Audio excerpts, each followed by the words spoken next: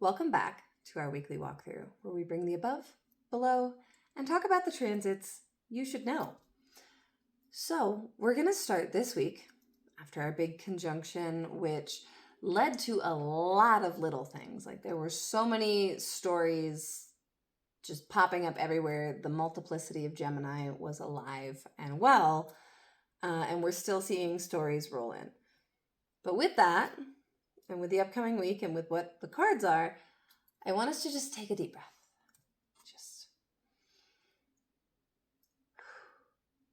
We are in the week of July 6th through the 12th. And this week, my cards had jokes. We have 4 death cards this week. For those of you who don't know, I use a magpie deck, so it's got multiples in it.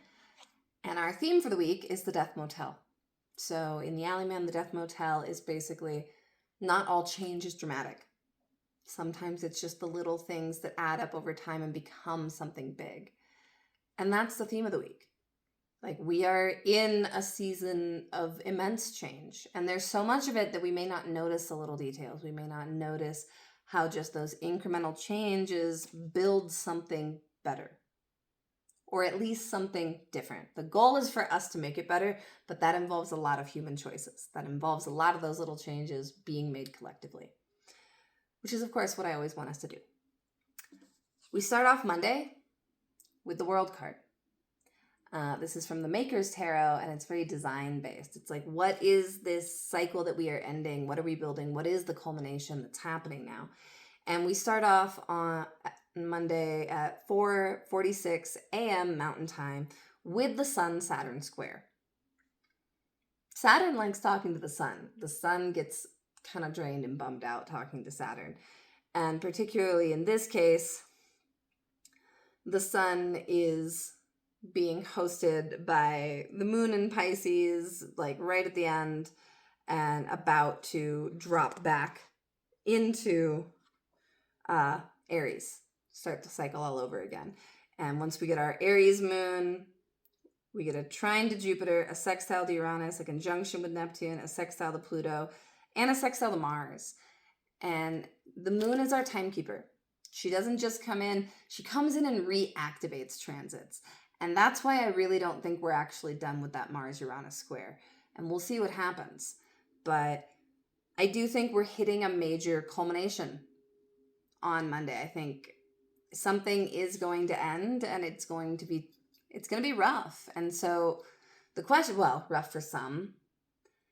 I just don't foresee with the whole layout right now a smooth transition in the ending.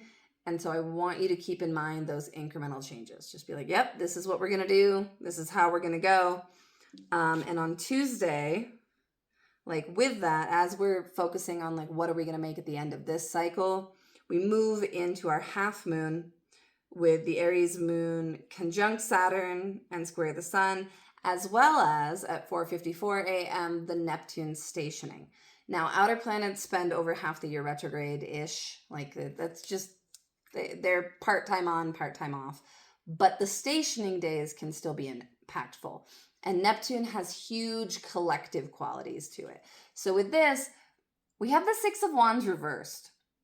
And this makes me think with the ending, and I'm just going to say it, like with all the death cards, it's probably, I would be surprised if we didn't have a major passing this week. But with that, and with this particular Six of Wands reversed, I want you to be careful that you don't end up making it a stale victory. Like, whatever endings come, whatever change happens, gloating about it, bragging about it, that's a loss of momentum.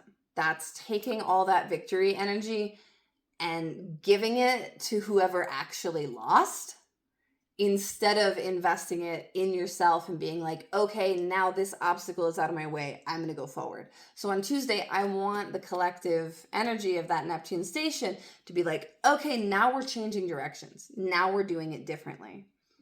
With that, Wednesday, the moon will square Mercury retrograde, which it's ruling right now from Aries, and trine Leo Venus, then move into Taurus and immediately hit that newly ingress Taurus Chiron, sextile the nodes, square Jupiter, and square Pluto.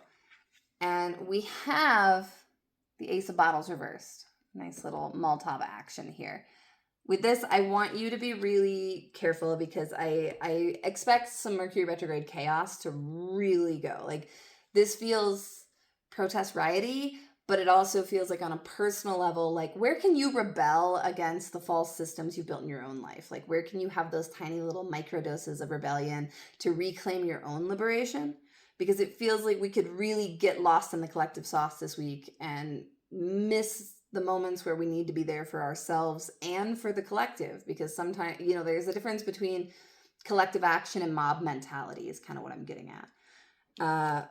With that, Thursday, Venus drops into fall in Virgo, and the moon sextiles the sun from Taurus to Cancer, and we get the Queen of Strays. This is chosen family energy. This is the ties that bind us with local community. This is neighbors. This is grocers. This is the little kid who always stops by your house because they like your little free library. Like, this is being there for each other through the flames and through the tumult and through the change, because change is really becoming very normalized right now. And the difference between change and transformation is you can always change back. So we want to focus on galvanizing that into something better. Then we move Friday, we get Venus trine Chiron, opposing the nodes, moon sextile Mercury, and then, like, after the North Node sextiles Chiron, moon moves into Gemini, and this is where that, like, Mars-Uranus conjunction comes back into play, because we get the moon at the bending of the nodes, like square the nodes, square Venus, sextile Jupiter, conjunct Uranus, and sextile Neptune. We have dancing death. Dancing death is about how do we keep living through the losses? Like, what happens after the change? How do we integrate that into our lives? And that's really what Friday's about. And with our fallen Venus, it's super easy to get perfectionistic, to be like, oh, but I want more, but it should have been like this. Well, too little, too late. The good part of Virgo Venus is being able to see the flaws so we can fix them, but don't obsess about them, especially with the retrograde. Like, rethink things, yes, but don't get super self-critical in the Virgo sector of your chart. Don't get super critical of relationships and others. Reevaluate them, figure out where, like, analysis can actually be helpful, but hypercriticality during Mercury retrograde is just going to hurt everybody's feelings and not yield good results. So there are ways to use fallen planets that are beautiful. That is not one for Virgo Venus. On Saturday, Gemini moon is still reactivating the basket, reactivating all those outers as we get a trine to Pluto, and then a conjunction with Mars, sextile to Saturn, and then we get a long void of course. And so it feels like we just hit this drift point, and that's when we get death in mourning. And death in mourning reversed is this energy of loss where we are not willing to let go of what has already died. We are not willing to let go of what could have been, of the possibilities, those gates of grief, of potential that really we wanted so bad. Those who have fallen, those who we can't stop mourning. And it's Saturn's day as well. So for this void moon, it's heavy. Like, this can be just the feeling of despair. And what I really want you to do is remember, you're still here. You're still being, you still are. What are the little steps? What are the little changes you can make again every day to pull yourself forward and out of the malaise? Because on Sunday, the moon takes a beautiful plunge back into Cancer, back into domicile. We get a trine to the North Node, a sextile to Chiron, and then at 7:25 p.m. Mountain Time, we get the Mercury retrograde Cazimi, which is a clarifying point. That's kind of when we start to make sense of what the retrograde story is, and it's often a turning point for people where we start reconciling the struggles of the retrograde and putting the pieces into place. And again, this Mercury retrograde is ruling the Mars and Uranus action in Gemini. It's ruling the South Node in Virgo. Like, very, very loud retrograde, louder than usual. But with that, we also have Moon sextile Venus and square Neptune. But we end on our final death card, which is about change. This is true transformation. This is death as rebirth. This is what will you become through the dust, through the debris, through the smoke, through the bad air quality. Where can you go? Where can you rise? All right, I love you all. Happy week, or at least a week. We'll make it through.